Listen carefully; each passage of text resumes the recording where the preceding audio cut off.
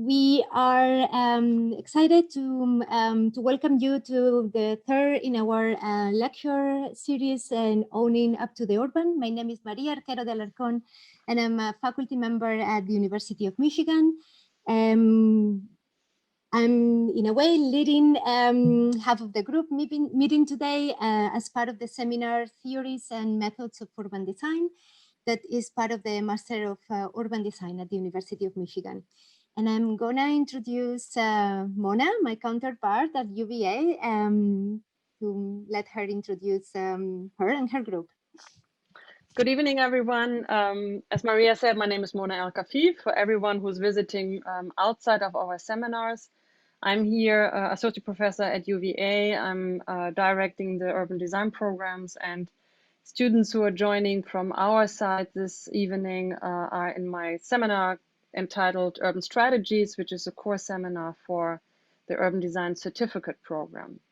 So as you might have learned in previous discussions and evenings, Maria and myself got our heads together and generated a urban design lecture series that we entitled Owning Up to the Urban. And maybe a special part about this lecture series that we are really trying to invite speakers, designers, practitioners, theorists, as well as educators who are taking on maybe a slightly different angle when it comes to urban design. So it's less about the assignment that might come from a city and is all about the urban design master plan competition, but occupying niches that are as critical and as important and might even lack assignments, official assignments. So a lot of these projects are actually generated either through grant research, through new forms of entrepreneurship, or are a part of a research project. The reason why we are taking this on is obvious, I think. Every student, at least in this room, knows that by 2050, we are reaching the benchmark of peak population increase on the planet, causing tremendous growth in some areas and also shrinkage in others caused by economical paradigm shifts as well as migrations.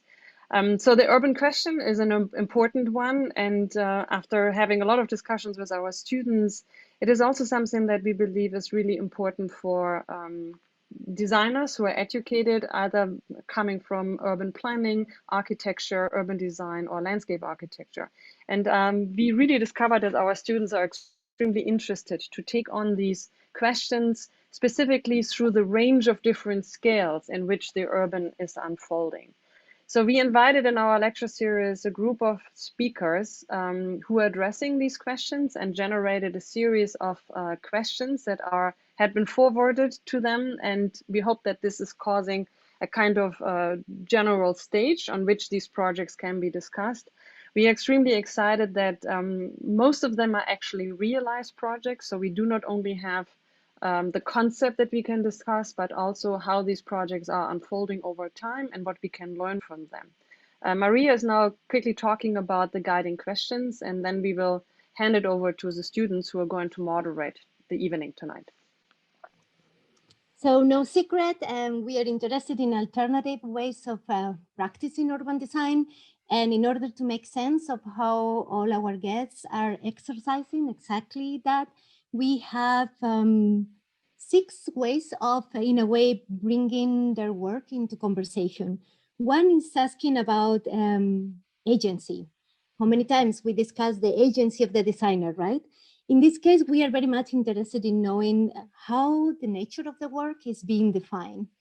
Are we solving problems? Are we actually defining problems? Are we critical and polemical in the way in which we are putting our work in the world? How is all this relevant? We are very much interested in how we make our work actionable. It's about innovation, it's about healing, repairing, anticipating, empowering others to carry and steward our projects. What are the methods? This is the always important how to question. And these methods, very particularly as they shape the project and the longevity, the life of the project, right? What are the actors? We know that sometimes we need to be persuasive, sometimes we need to be imposing, sometimes we need to be partners and one of many, and sometimes we need to lead. And how we do it and how we find the necessary coalitions to bring our work forward. What about funding? How many great ideas are not moving forward because we cannot figure out the ways of moving forward and articulating the necessary funding streams to realize the project. And we have already had a few conversations that are calling us to be incredibly inventive in how we are actually also designing the mechanisms to access different funding sources. And last but not least, what is a good design project if not research? And what is a good research that is not replicable and transferable?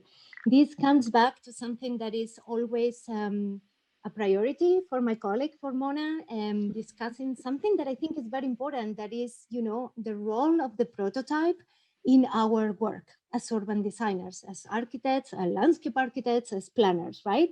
How do we test our ideas, keeping in mind the uniqueness, the replicability, the transferability of the project? And, you know, these are considerations that are at the heart of the work that we are going to be learning more today, and other conversations that we have been already creating over the semester.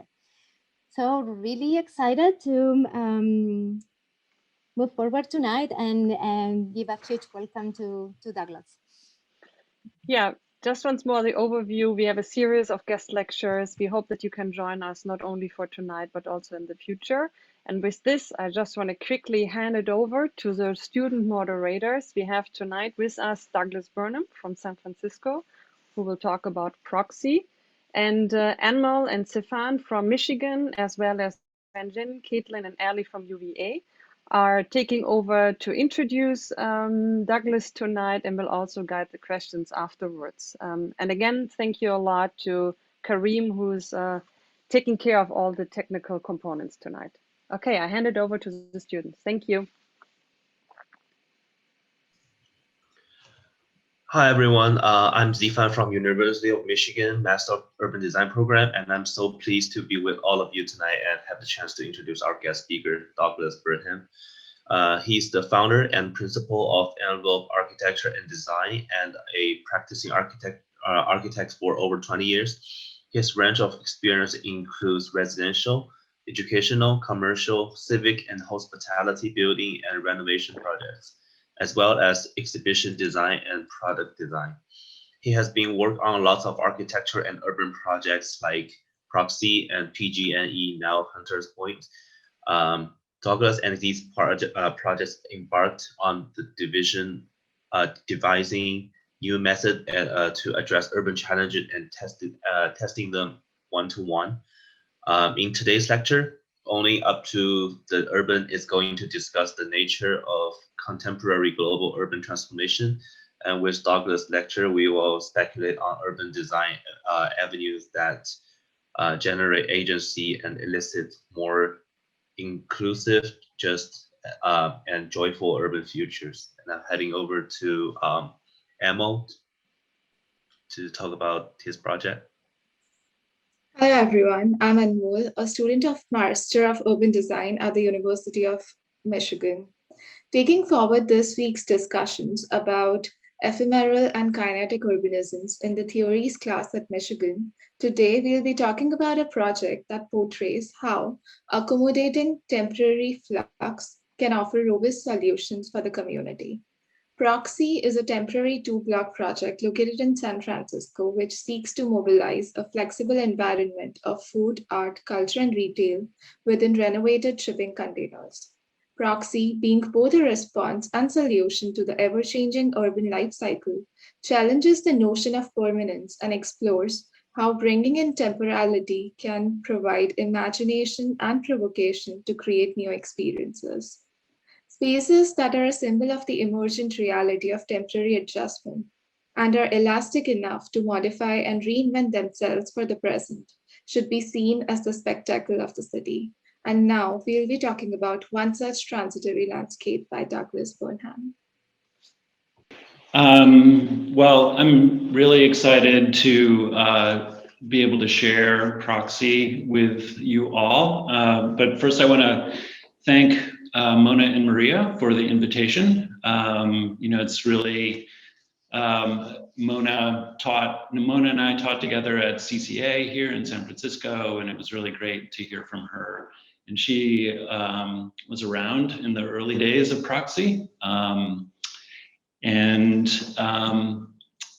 Yeah, excited to share.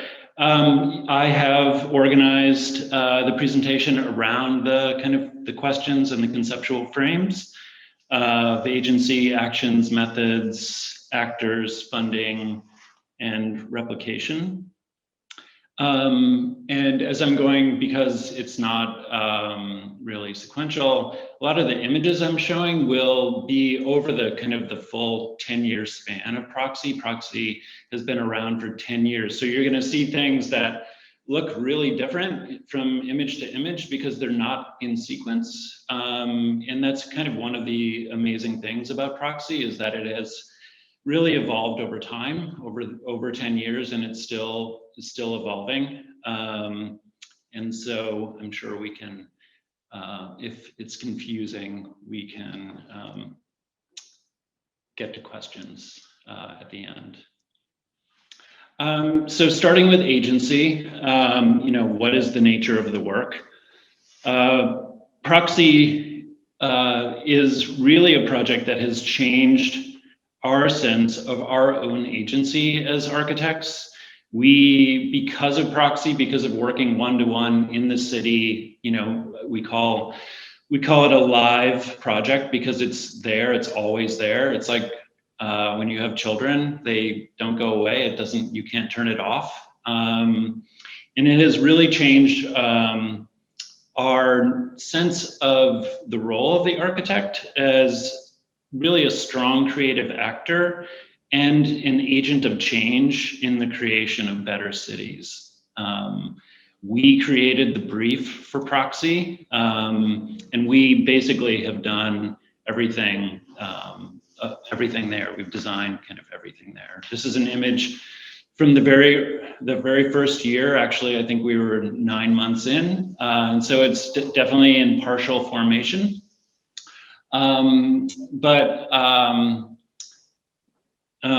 Proxy is, I'm just starting with some, I guess, what we call our kind of the kind of primary agency within the project, defining the nature of the work. But Proxy is a temporary activation of 2 city-owned vacant lots. It is a placeholder for a more permanent development. Within Proxy, our roles are just incredibly diverse. We came up with the idea, we came up with the brief and presented it to the city. We've designed everything there. We call ourselves developers, kind of in quotes, because we have figured out kind of all of the aspects to get it built. We're the financial managers of it. We run the place. We have been business incubators. We've had, basically 10 businesses start and grow from this place. We're fundraisers. We started a 501c3 nonprofit to be able to do free cultural programming for the city at Proxy. We're problem solvers. We are live in the city. There are always things that are happening. And every day, every week, we are solving problems out there. We are active stewards of the place. This is a place that has to be City Hall. As you can see, the dome of City Hall is really just beyond here in the frame. It's about 5 blocks away, and the city we are on city-owned land, and so we need to make sure that this place is always looking good. We are good neighbors in a very active way. We are connectors, and we are also the curators of everything that happens at Proxy. Oops, it's not going forward. Okay, there. As I started out, we see Proxy as being a model for architect designer agency in the creation of a more intentional urban realm. This is really I think the thing that we have come to over these 10 years. It has really been a project that has changed our practice. It has created the opportunity for other projects like now Hunters Point, but also other projects that we're doing in the Tenderloin in San Francisco, and with artists currently in Oakland. We have basically taken the reins of our own work in a very large way, and we're not waiting around for clients to call us up. I'm going to give just a little bit of context about the place and the time and the kind of radical change that this place has seen. You can see here the diagonal darker street on the right is Market Street in San Francisco. The freeway in the foreground is a freeway that catastrophically failed in the 1989 Loma Prieta earthquake. You can see it snakes through and kind of connects to the city grid. And the areas that are highlighted in the cyan blue are actually the eventual sites of Proxy. In 1989, the Loma Prieta earthquake came through and large sections of that double-decker freeway pancaked, and then others were deemed unsafe to travel on. And it actually took the city about 15 years to remove the freeway and to create a new urban boulevard called Octavia Boulevard.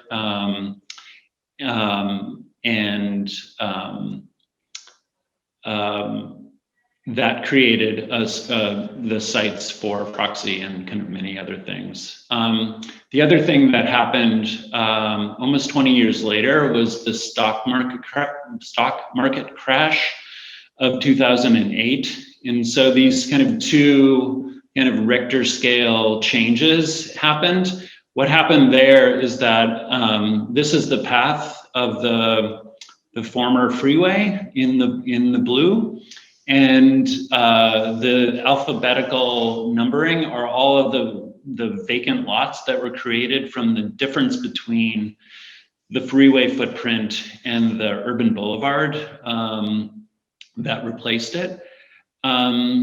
In 2008, with the stock market crash, all of the projects that were slated to happen on these sites were put on hold. The mortgage industry had collapsed, and the whole kind of economic model of real estate development had basically been frozen.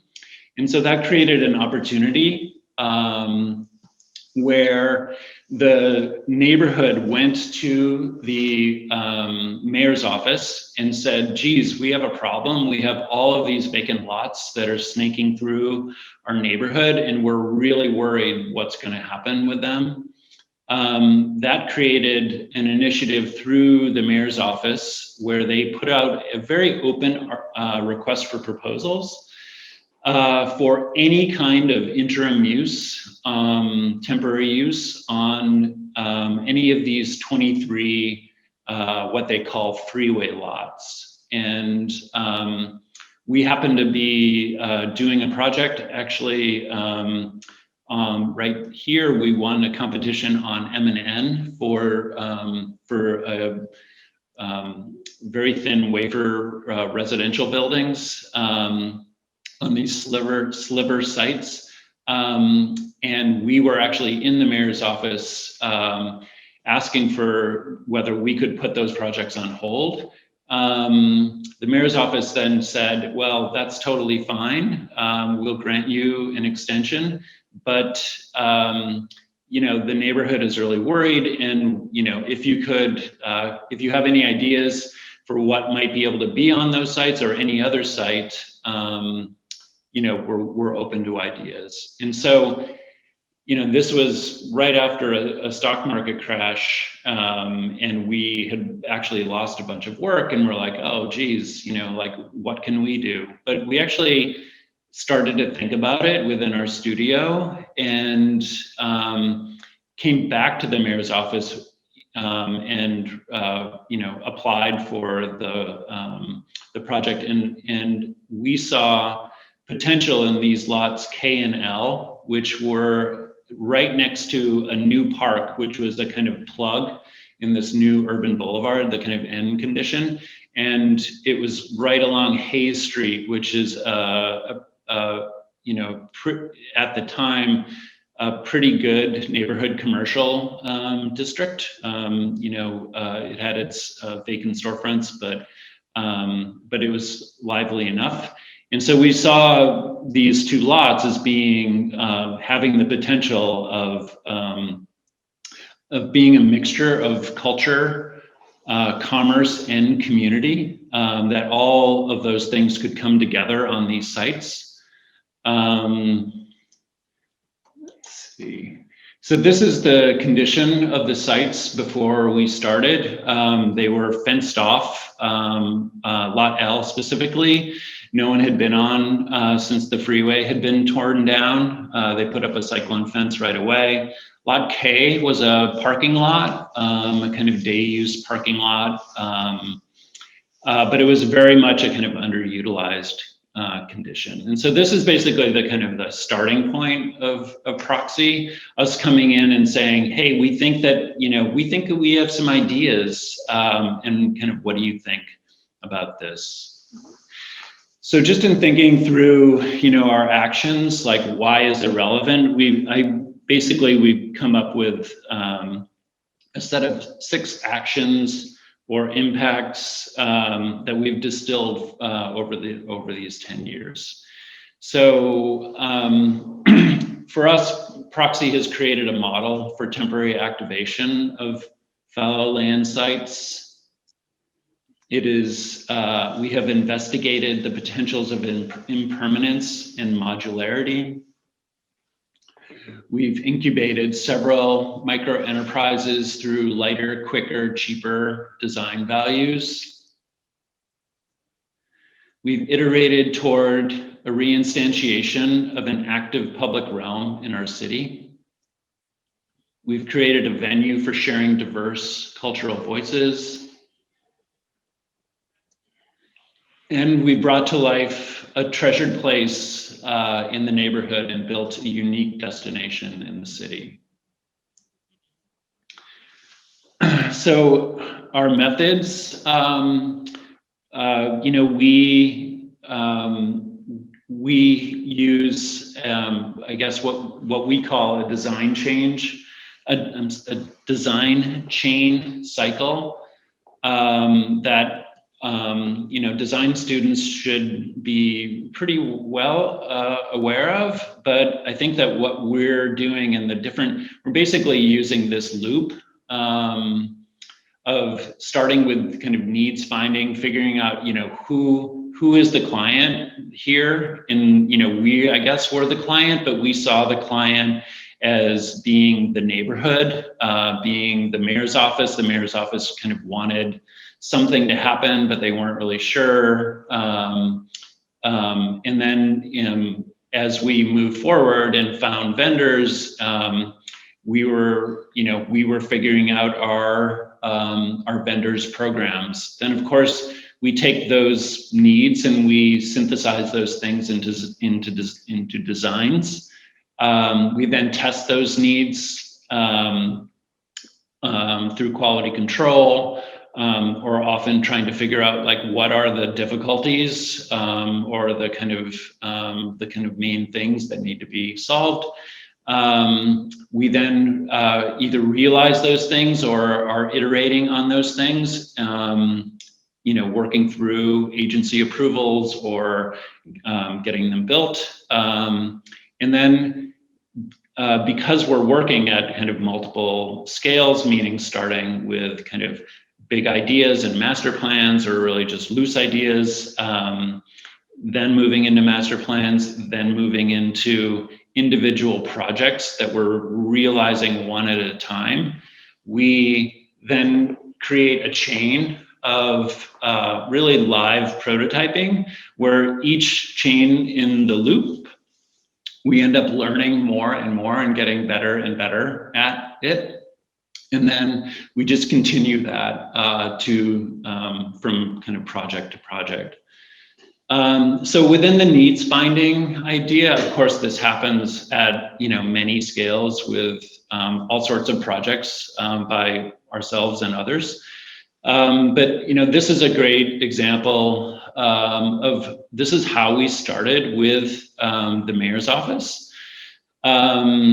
They said generally, what are some temporary uses, some interim uses that could happen? And so we actually didn't come back first with drawings, we just came back with a list. And so this was actually the cover page, and we ended up having kind of more detail than this in the printed deck that we went through with them.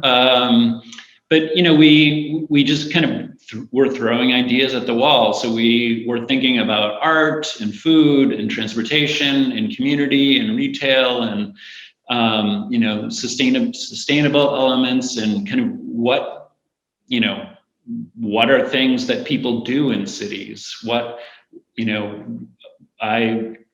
I had been traveling all over the world, and also my employees and our interns had been, and so we basically just kind of like gathered the best ideas from both the Bay Area and across Europe and Asia primarily, and so we so this is just like one version of that visioning. So this is actually a vision that we had for the corner of Proxy, which we actually wasn't realized. We have many renders, plans, ideas. We're basically keep working this thing.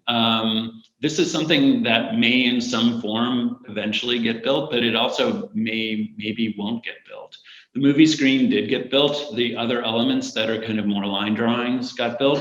But this kind of idea of like testing ideas and then manifesting them and then sharing them and then, figuring out what is the budget for this, and can we figure out like a business model for how this thing would work. This is a piece that we called Storefront, but we couldn't figure out a way to get it to be built. So this one was not built.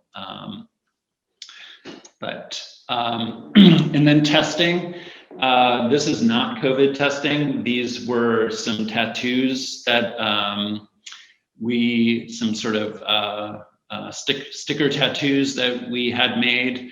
You can see this is Lindsay, who was a designer in our office for a while. And this is a pretty early event that we did at Proxy. You can see our Proxy paraphernalia out.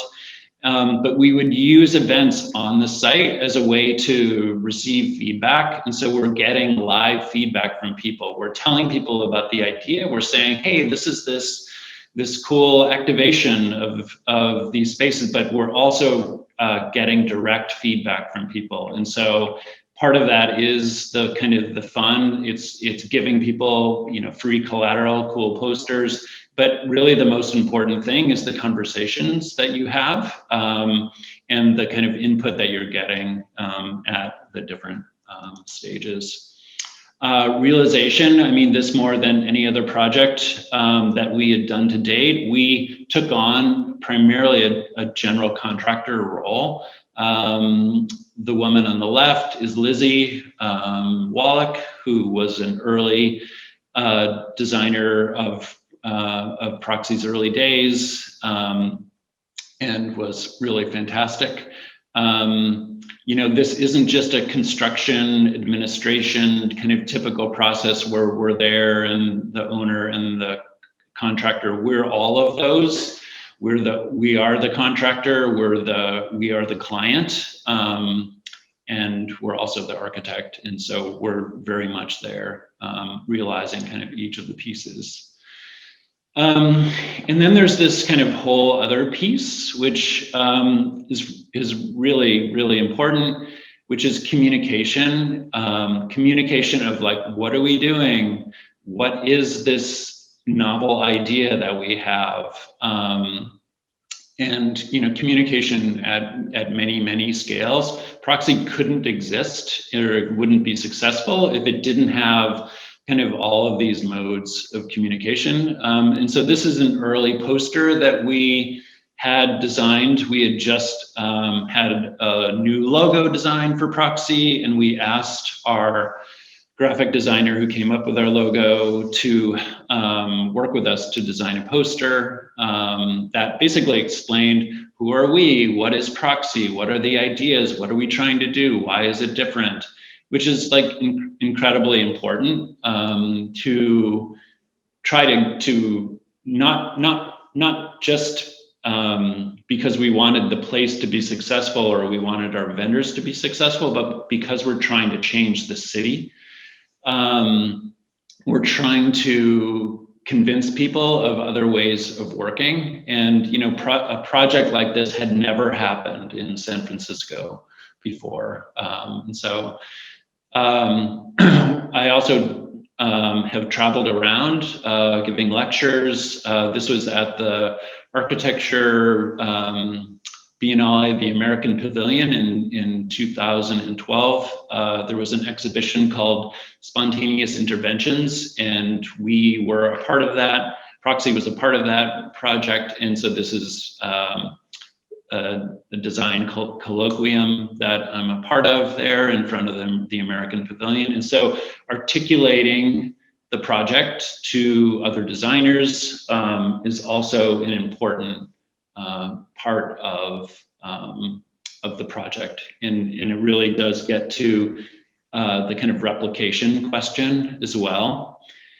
Because Proxy is a live place in the city, and it is a place where we have actually grown to become cultural producers. We do film festivals there that we curate. We have live music events. We need to communicate those things to our audience. And so this is our website, proxysf.net. Which is also like really important because we're essentially engaging with an audience. We want people to be a part of what we're doing. We want, we basically want the city in this little part of the city to be as active and lively and vibrant as we can make it. And so the communication of like all of the things that we're doing is important. And like I just mentioned, we got to a certain point in Proxy's life where we had built out most of Proxy, and we had all of the kind of the vendor spaces, except for one or two, had been built out, and we ended up really pivoting our goals to being cultural producers and to really focusing on the public space aspects of Proxy. And so we ended up opening the kind of large plaza space and kind of designing that piece. We crowdfunded for an outdoor movie theater or a movie screen, which is this enormous walk-in movie theater in the middle of the city now. And we raised over $100,000 through just a crowdfunding campaign, which has allowed us to have Proxy be this venue. And so this is the first year we showed, the first fall that we showed films. We do a fall film festival and then also a spring series. And we only do them in the fall and the spring because that's when it's dark early enough, but not freezing outside. So the winter film festival would be too cold to be outside. But in the fall and the spring, we can show them before the 10 p.m. curfew. And this is an invocation here. Let's watch movies outside together. It's basically trying to build this sense of togetherness, this sense of being together in space, which it feels like many of us have forgotten how to be that way. And, especially now with COVID, it's just like being together is almost a strange thing. We're all separate in our devices or in our cars and we're moving around, but actually getting outside and being together is something that we're trying to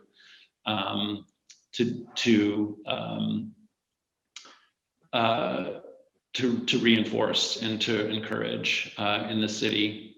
As a part of being cultural producers, we need to communicate to the world. We do that through extraordinarily vibrant graphics that we are designing now in-house with the kind of extension of the kind of brand logo of Proxy. We have a internal print shop in our office now, where we have a risograph, which is kind of like an automatic silkscreen machine. And we design all of the collateral and we issue them almost as limited releases. This is the movie poster series for the spring series that was canceled a year ago because of COVID. And then after it was canceled, we had printed all the posters. We were just about to show Parasite on the 20th of March last year, and we just canceled it. But we ended up doing an overprinting saying canceled COVID-19 on the left-hand side. But this is very much a part of what we do now, and we don't do it just for Proxy, but also the other community engagement and activation projects that we have, that there's a kind of tactile collateral that comes out of our office. We also, because we're showing movies, we want the movies to be kind of a beautiful experience, and we're there together in space. And so part of what we do, which is what this is showing a short clip of, very much sped up, is we have these kind of intro slideshow that kind of moves through. You can see there's this crazy, slightly difficult graphic that I'll just run that through again.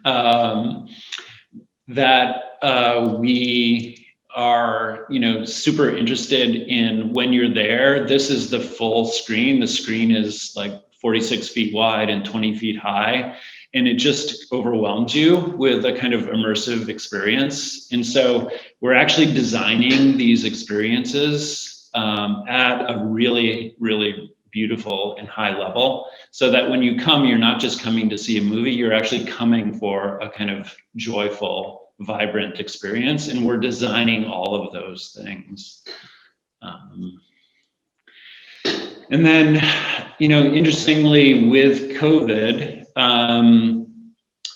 we had this amazing platform. We had built up quite an audience by showing, by doing biannual film festivals every year for 5 years. We have actually a very large following of people that show up for the movies, and people have subscribed to our mailing list.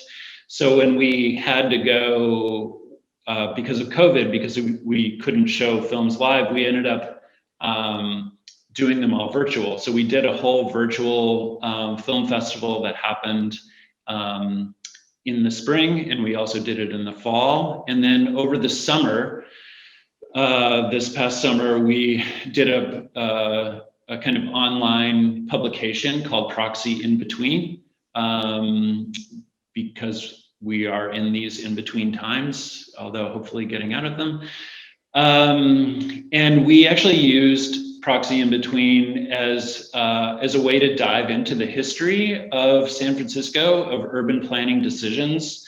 And specifically, Proxy in Between Volume 2 was about the redlining that had been done in almost every American city, but we were specifically calling out the neighborhood of Proxy and showing this area D3 and describing basically how the kind of homeowners loan corporation basically had supremacist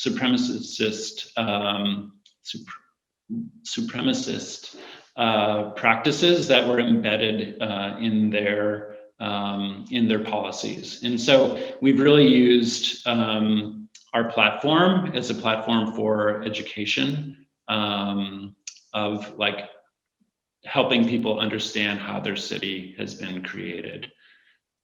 So the actors are really diverse. We have a wide network of partners and stakeholders at Proxy.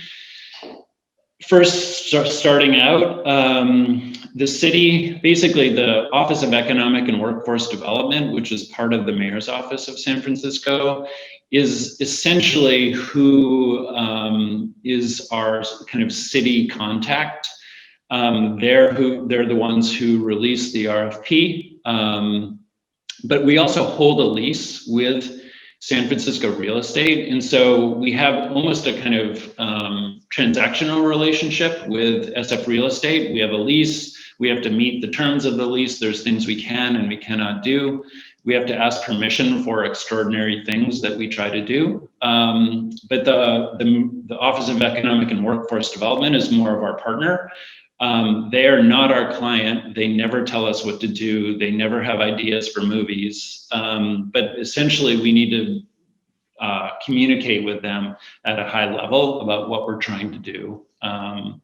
And we're mostly in charge of that relationship. We don't, they hardly, if ever, reach out to us. We reach out to them and we say, this is what we want to do. What do you think? And they often have guarded answers, which we could talk about later. The Hayes Valley Neighborhood Association is an extraordinary neighborhood. It is the people there, because they had a freeway that was running through their neighborhood for decades and decades, and because it is close to City Hall and a lot of the different city planning departments and things like that, the people there are very, very informed and very savvy about urban planning decisions, about contemporary architecture, and they're not afraid. And they were the ones essentially that went to the mayor's office to ask for these the interim uses on the vacant lots. And so they have been a very strong partner of ours. We are now members of the Hayes Valley Neighborhood Association because we are there doing business, but also stewards of this place. And so it's a constant conversation with them about what's happening, what we're doing, what's next, what are they afraid of, what are the problems, what are our problems, what's happening with COVID. That has been incredibly important. But really all through the time. We have many different vendors, and I can just go through them quickly. We started with in 2011 with our first construction, which is Smitten Ice Cream. Smitten flash freezes cream with using liquid nitrogen. And so we actually had to come up with a liquid nitrogen dosing system with an enormous liquid nitrogen tank that is actually right in the middle of Proxy, and make sure that that was safe for everybody. And so this is on the left, a liquid nitrogen ice cream being made, and on the right, a kind of evening view of kind of vending situation. Pretty closely behind Smitten was Ritual, and Ritual is a pretty great example because of our work at Proxy, because you get this sense of like immediacy that they just open up the roll-up door and you're basically, it feels like you're inside but you're outside, and it's the kind of very immersive experience which we our work shoots for. We also did a beer garden which took up most of the other site. We have two vacant lots that we activate. Beer garden came in the fall, just in time for Oktoberfest. Ether Apparel is the triple stacked retail container. Ether is a Los Angeles company. They had come to Proxy as they brought an Airstream and did some vending on the site in the very early days of Proxy. And then before they left, they asked us to design their first retail store. And so this is it, which is this kind of beautiful 3-story shipping container that has a dry cleaning conveyor belt on the inside that kind of runs vertically, and all these are hollowed out on the inside, so it's a 2- and 3-story very, very narrow space. In 2014, when we were just beginning to open up the big plaza, before we had a part of that area still be parking because we needed the income. But at a certain point, we decided that we could afford to open up the space. And we did a outdoor fitness area that included a ground graphic and monkey bars and climbing poles and places to do resistance training and jump up boxes and things like that. And so these are all embedded into the surfaces of the big public plaza, which also creates this really beautiful kind of clash of regular people going about their lives and people doing fitness, which is actually pretty great. Juice Shop came a year later. We actually built Juice Shop in our parking lot. It's a forkliftable box that's 8 feet by 10 feet, and they sell juices out of them. It's a great little thing. Open Road happened in that same year. They are a bicycle tour company that primarily tourists rent bikes from them, but they're a really great addition to Proxy because it brings lots of people through, and they're a really, really young business. 2 20-year-old guys just started it because they loved to bicycle. And then there are a couple more vendors, but I'm not including them. But we also have had quite a few artists at Proxy. We started actually with a British graffiti artist named Ben Ein, which is a fake name. But he did this really great piece that was perfect for the beginning of Proxy called Brighter, Faster on the wall of the building next door. We actually paid for this piece to be made and paid for the scaffolding to be put up, and we convinced the building owner that to let them do it. We actually didn't control the space next door, which you can see is sort of like a little bit of a pit, which was actually a lot of drug dealing was happening in that pit. But this was very much the backdrop for Proxy for many years until a building got built in there. We also did a collaboration with the Museum of Craft and Design, who had lost their lease on their museum space. And one of the curators reached out and asked if they could curate a series of shows at Proxy as temporary installations. And so they started with Andy Vogt, who is a San Francisco artist that uses lath that has been reclaimed from San Francisco Victorian renovations. It's basically what holds the plaster onto the walls, these little sticks of wood. And he creates these very cool constructs, and his work is amazing and has evolved over the past decade. But he did this piece on our cyclone fence that used to be around the lot. Some colleagues of Mona and Isla and I, Future Cities Lab, Jason Johnson and Natalie Gattegno did this piece called Trilix, which was a little pavilion that they created, also out of thin strips of wood. Michelle Chang, who is also a CCA architect, did a large installation and invited others to do kind of sonic installations and other things. And there's a woman there listening to one of the sonic installations, but she did this whole string construct. We invited Matt Hume, who is a graphic designer that worked for IDEO for years, to design our fitness ground graphic that I think is a kind of piece of art. It actually has embedded fitness patterns in it. And so we worked with the basic training people, and we worked with Matt for our space. And you've seen this in many of the images, but it's basically a kind of graphic system that we used and stenciled ourselves.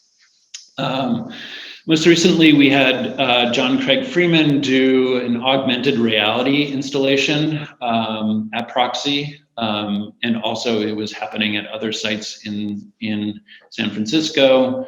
And this woman is looking at the augmented reality piece, which is overlaid on top of the site of Proxy. Because we now have a venue in the city, we have been lucky enough to be able to partner with other cultural institutions. The African American Shakespeare Company is just down the street, and they've done organized events and done performances. McSweeney's and The Believer did a magazine, a kind of live magazine on site at Proxy. The Sundance Film Festival curators have come a couple times and shown Sundance shorts at Proxy as part of within our own film festival. Pop-Up Magazine is about to do a piece at Proxy in a month. 01 is actually curated the augmented reality piece. They're a San Jose Digital Art Foundation. The symphony, the opera, the ballet, and SF Jazz are all within walking distance of Proxy. Because we are really close to the Civic Center, all of their venues are really just a 5-minute walk or less away. They have all done performances of different kinds at Proxy. And SF Jazz, we do an annual block party with them. It's this incredible event, and we have jazz performances, and it's basically a whole takeover of the neighborhood almost. SF Film is the new name for the SF International Film Festival. We've collaborated with them within our film festivals, and we've also allowed them to use our screen for their film festival, which is pretty great. And then KQED, which is our local public television and radio station, we've done collaborations with them for showing their content. So that's a kind of an amazing thing to be able to do, and it's something that we're continuing to do. This is our team, and this is a team that has been over 10 years. It takes so many people to do a project like this, and And it's a really hard thing to do. Sometimes it just seems like it's just too much. And some of these people have like burned out on it. But Lizzie and Grayson and Joe Perez Green were students of mine at CCA, and they came to work for me, and they came at the very early days of Proxy. And then many of the others are students. My son, who went to Rhode Island School of Design, now works in the office, and he's been working on Proxy. And then Artem Mausevich is actually our projectionist, which he gets special mention because he's amazing. We have a cinema quality digital film projector that is really very technical, and so it's not your normal thing. And then Malcolm Pullinger is a filmmaker and also a film producer in San Francisco, really young guy, and he helps us, amazing, talented guy, and he helps us in some of the curation of our film festivals. So I wanted to add him there. And then, the other actors are the people. So really we see the people, the city. A lot of times I talk about the city as being like our client. We think about the city, and when we think about the city, I'm not thinking about the buildings, I'm thinking about the people. And so the people are very much the actors here. This is our SF Jazz block party, and so the stage is where the photographer is, and you can see it's this enormous sea of people. And so this happens every year, typically at the beginning of June, although probably not this year and didn't happen last year. So funding, I'm going to watch time here. I'm going to maybe just go another 5 or 10 minutes. Funding is a really, really interesting thing. Like Proxy wouldn't have ever happened if we didn't know how to work a spreadsheet. Spreadsheets are incredibly powerful things. We have invented business models for every single piece of Proxy. Each of Proxy's structures are essentially a little project that happened on its own, had its own budget, had different ways in which it was funded. And a lot of times the vendors were paying for them. So we came up with when we started Proxy, we didn't have $2 million in our pockets as architects to put for this project, and so we invented a business model by which the vendors would pay for their own containers. We would design them, they would pay us to design them. We would help them build them by being their construction managers for them. And they would pay us for that. They would pay for the containers, but then they would own the containers.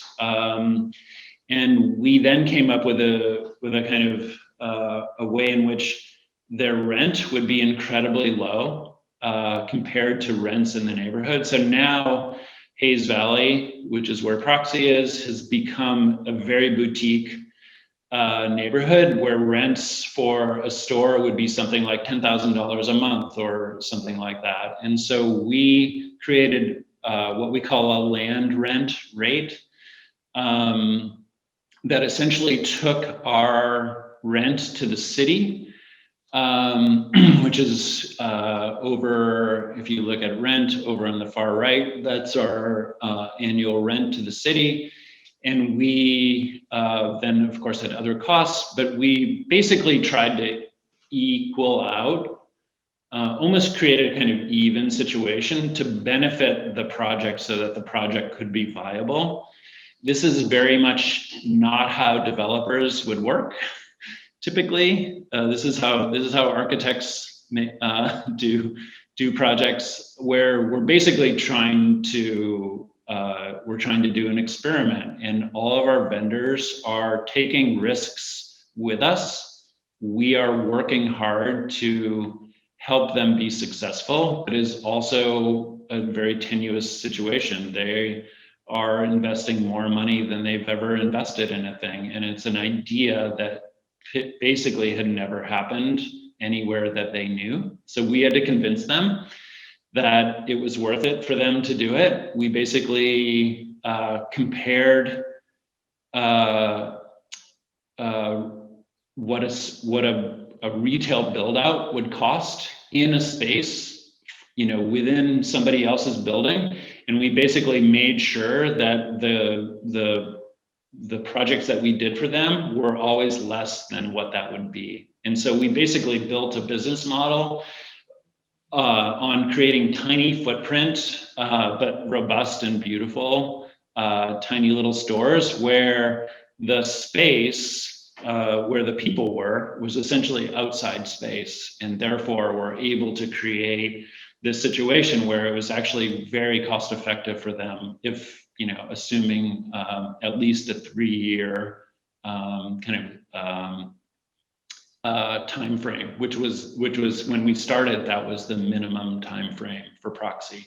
So I'm not going to go, there's a lot of info here, and I blanked out the vendor names, but you can see the rent amounts are incredibly low. And so this seems maybe foolish that we weren't maximizing profit, but it was really a thing that we did to make the thing viable. Once we got 5 years in and we created this space, the kind of big open plaza at Proxy, we actually had a much better financial situation. We basically had a break-even situation with all of the spaces kind of filled out. But we had a big plaza with a lot of people that kept moving through it. And so we ended up getting an incredible amount of pop-up income that was on top of all of the other income that we were getting. And so by pop-up income, yes, it's food trucks and food carts, but really it's events like this one, which was a Google event. So Google rented out the entire space, and they ended up having different technology companies come and show off their things. And so these are motorized skateboards, and there's all sorts of other things that were happening. But places like Peloton and HBO and so many different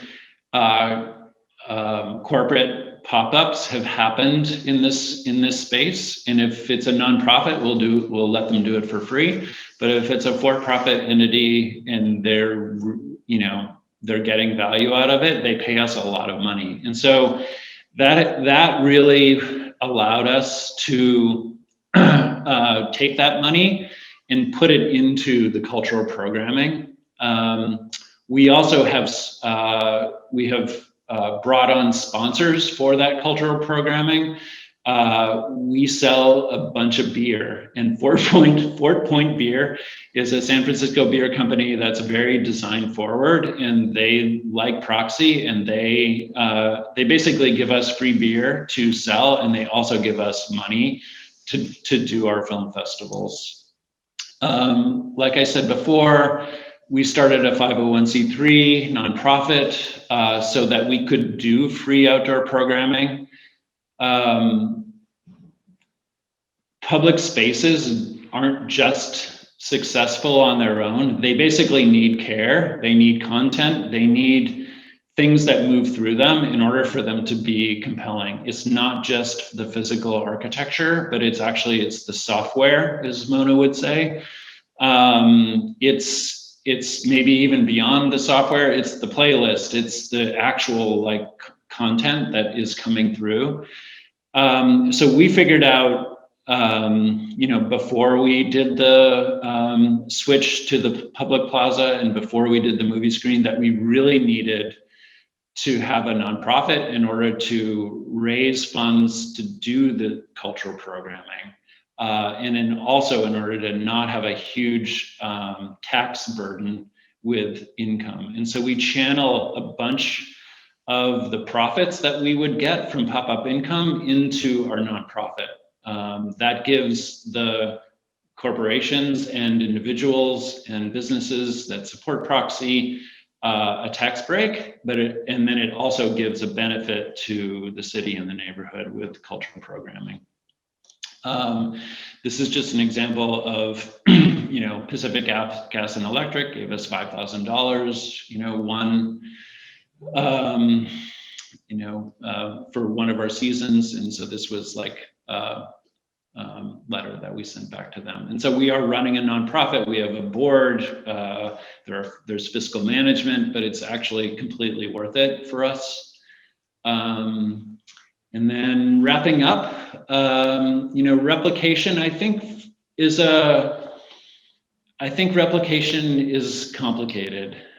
We've actually had, we had a project mirror Proxy. It was we called it fake Proxy, that the Giants ended up building with another designer, with another very well-known design firm. They took all of the parts and pieces of Proxy, beer sales, an ice cream vendor, a coffee place, a place to gather. They did it out of shipping containers. They did it all in gray. It really was just a concession stand. It didn't have any of the values of Proxy. It didn't have the community engagement of Proxy. And so replication, I think, is a complicated thing. I think it's not just the parts and pieces, but it is the listening, the deep listening to a place, and hearing what does it need, and then being responsive to that, and also just trying to make a difference. And so I worry about replication without the values. That said, we've worked actually pretty hard to communicate through zines and through lectures and other things, how we've done what we do. But I think it's not necessarily an easy story. It means showing up all the time and making it happen. It's making hard decisions. It's taking huge risks. And so it's not just about the things one draws, but it's how one shows up and feels a space and feels what that place needs, and is, willing to be responsive to that place over time. And so I'm actually interested in the discussion around that, because I think it's kind of maybe, it's a piece that I think that we're still trying to figure out. So I think that is it. Thank you, Douglas.